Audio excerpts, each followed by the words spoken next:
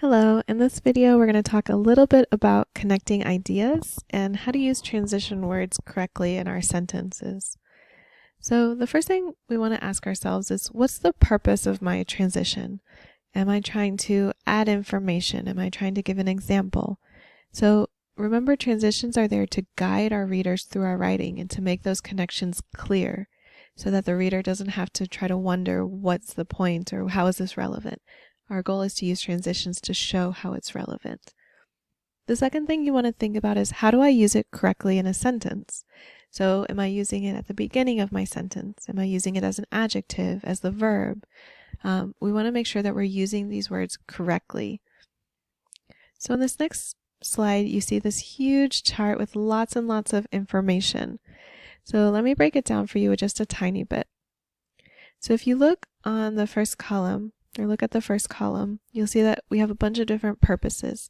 First of all, we have addition. Am I trying to add a main idea? Am I adding a separate paragraph? Things like that. Maybe we want to show the time relationship. We want to give an example, show how something's similar or different. We have lots of different purposes. Across the top, you'll see that there are different ways that we organize our transitions, the different ways we put them into our sentence. Maybe we use them at the beginning of a sentence, at the beginning of a dependent clause, to connect to independent clauses, as a preposition, a noun, a verb, or maybe as an adjective before a noun. So let's look at a couple of these more closely. The first one I want to look at are these introductory transition signals. These are transition signals that we use at the beginning of a sentence. These are the ones that we use a lot in our writing. And one thing you want to keep in mind is that these words we use at the beginning of a sentence, and we follow them with a comma. The words that you see here are not words that we can use without some sort of punctuation before them. They do not connect to independent clauses. So before these words, we need either a period, like we would have before this, or a semicolon. We cannot just continue a sentence with one of these words. Sometimes you might see these words in between the subject and the verb.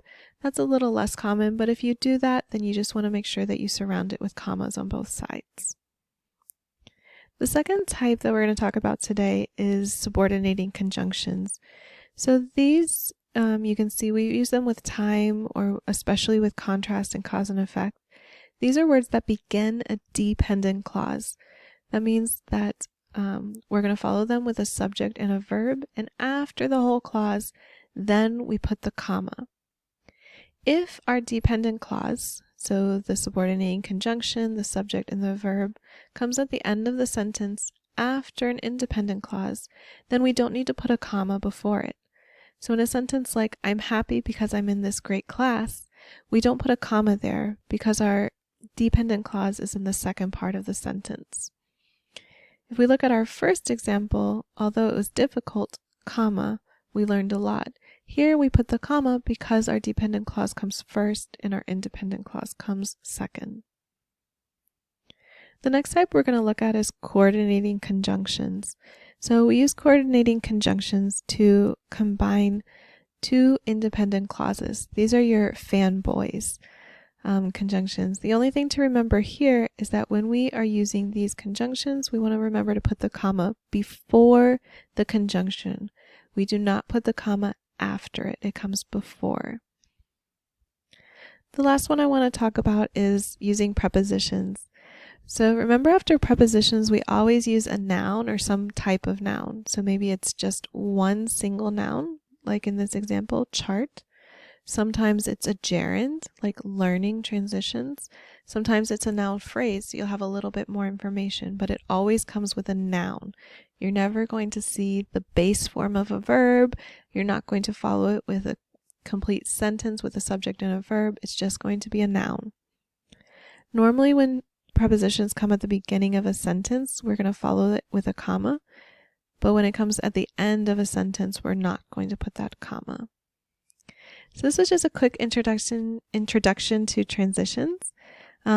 go ahead and look over the chart. I will put the chart as well as a Word document so you can download it. Let me know if you have any questions.